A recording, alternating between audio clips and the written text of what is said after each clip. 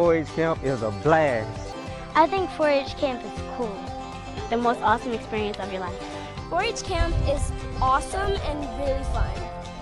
While at camp, you'll take an educational journey participating in hands-on tracks like science, engineering, and technology, water safety, outdoor skills, nutrition, and much, much more. I think it was one of the most fun experiences I've ever had in my whole entire life. 4-H camp is life-changing. So 4-H camp is an amazing, one-of-a-kind experience that you'll definitely want to have. 4-H camp is awesome.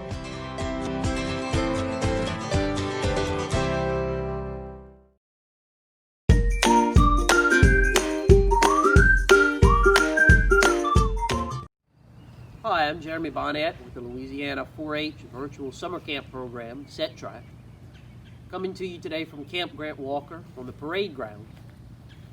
So far in our virtual set activities, we've looked at a lot of different topics. Tower design, bridges, water filters, paper chromatography. In today's activity, we'll be looking at pipeline construction. Looking at the basics of moving water or other liquids safely from one place to the other, and possible environmental impacts that it has.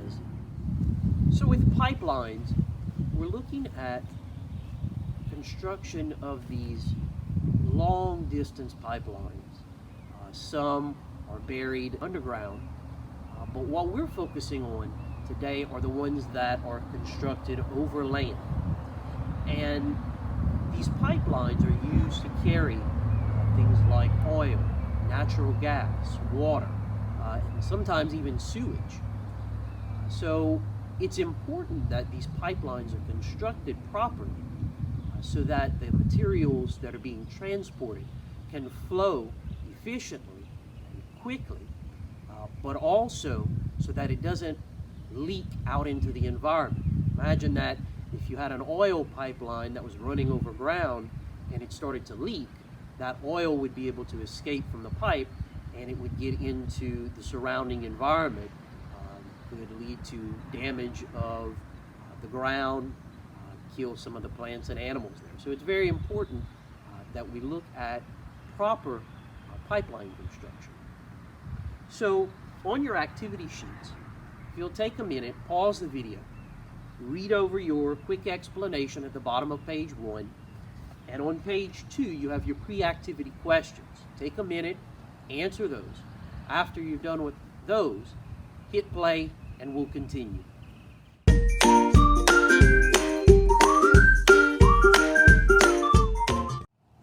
Now that you've answered your pre-activity question, let's take a look at our materials that we'll need for this activity. Now, this can be found at the top of page 3 of your activity sheets. So we're going to need straws, some popsicle or craft sticks. We need a pair of scissors, a ruler or a meter stick, a tape measure. We'll need some water and some food coloring so that we can put dye into the water. Makes it a little bit easier to see. You'll need some modeling clay. You'll need some masking tape and some styrofoam cups. Now you could use clear plastic cups, that could also work, but the styrofoam cups will probably be a little bit easier to use.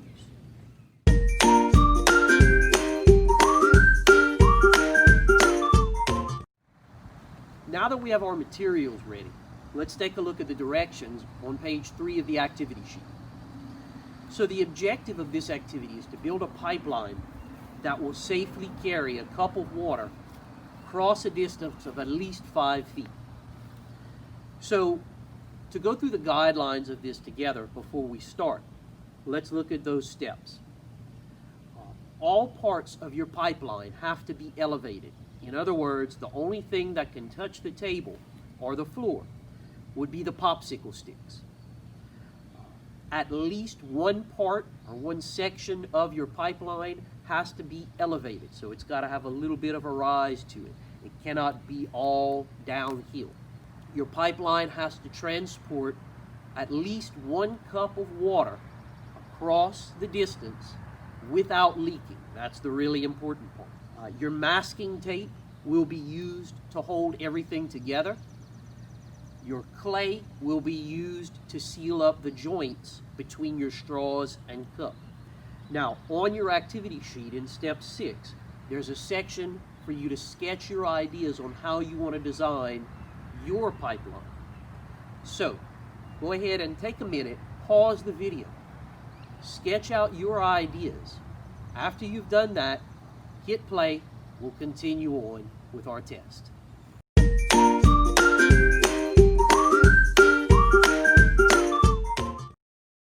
Now that you've had time to sketch out your ideas, let's take a look at one that I've constructed already.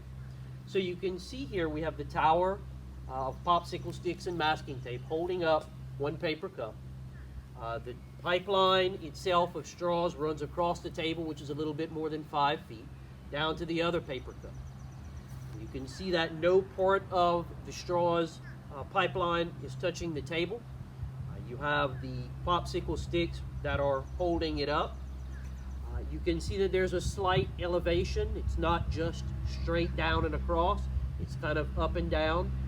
And you can also see that I have the clay around the seams where the straws meet up. That's to prevent leaking. Okay? So what we want to do now is test it out.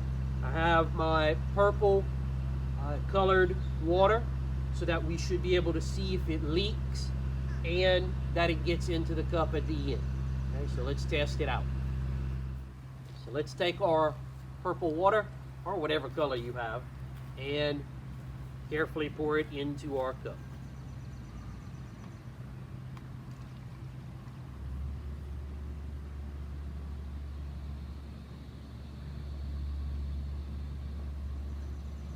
Okay, we see that it's flowed down. There's water coming out here.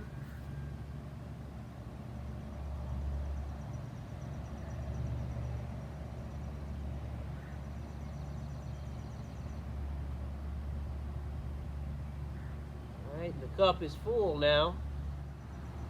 So it has successfully transported the water from one end to the other to this cup, filled it up, a little bit overflow. We're checking for leaks here, and everything is dry. So we've been successful with this one. Now go ahead and pause the video, construct your pipeline, test it out.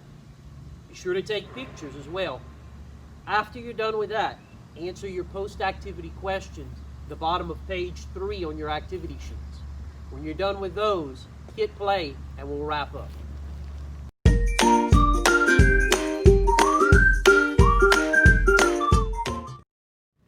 Now that you've built and tested out your pipeline, it's time for us to look at what happened. So, were you successful in your design and testing? Did your pipeline transfer all of the water from one cup to the other? Did it leak? If so, what did you do to correct it? All of these are things that we want to take into account and find out about. In your activity sheets, you want to be sure to check out the website resources on page 2. There are some other basic information there about pipelines and other design ideas that you could test. So with this one, you may also consider changing a few things about the pipeline itself, maybe making part of it incline more, maybe a bigger elevation in the middle. You may also make it longer. So how long can you make yours and still successfully transport water? Be sure to take pictures of your design and post those in the comments section below. Also, if you do make one really long, be sure to let us know how long it was.